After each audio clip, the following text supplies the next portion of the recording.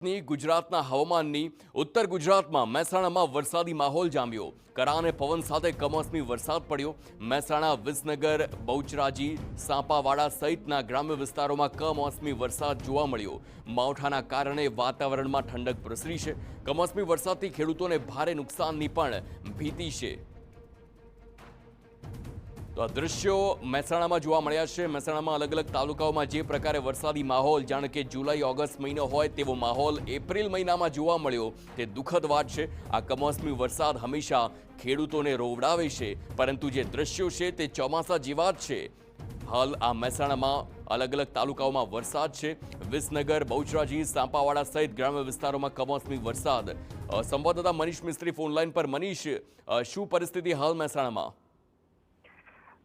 હવામાન વિભાગની આગાહી મુજબ મહેસાણા જિલ્લામાં કમોસમી વરસાદ શરૂ થયો છે। સવારથી વાદળછાયું વાતાવરણ હતું અને બપોર બાદ મહેસાણા, વિસનગર, બહુચરાજી, સાંપાવાડા વિસ્તાર, પુનાવા વિસ્તાર, ઊંઝા વિસ્તાર સહિતમાં કેટલીક જગ્યાએ વરસાદી ઝાપટા પડ્યા છે, છાંટા પડ્યા છે। તો ક્યાંક ચોમાસા જેવો માહોલ હોય તેવો વરસાદ પણ જોવા મળ્યો છે અને ક્યાંક છૂટાછવાયા કરા પણ પડી રહ્યા છે।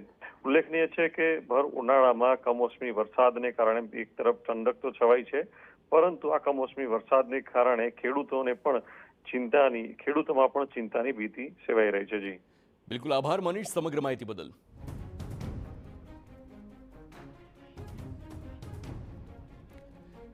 તો મહેસાણામાં ઉનાના દ્રશ્યો આપ જોઈ શકો છો। ઉના એપીએમસીમાં જે પ્રકારે મોટી સંખ્યામાં માલ પલળતી હાલતમાં જોવા મળી રહ્યો છે।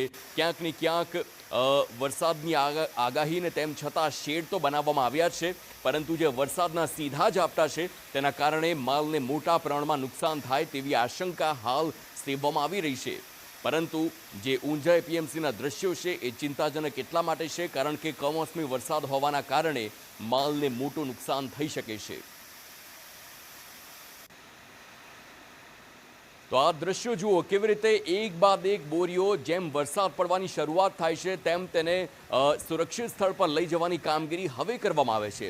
હવામાન વિભાગની આગાહી જે સમય પહેલા કરવામાં આવતી હોય છે અને તેને આગમચેતીના ભાગરૂપે તેને સિરિયસલી ન લેતા હવે જે જાહેરમાં માલ પડ્યો છે તેને સુરક્ષિત સ્થળ પર લઈ જવાની કામગીરી કરવામાં આવી રહી છે, એટલે કે માલને નુકસાન થાય તેવી પણ શક્યતા।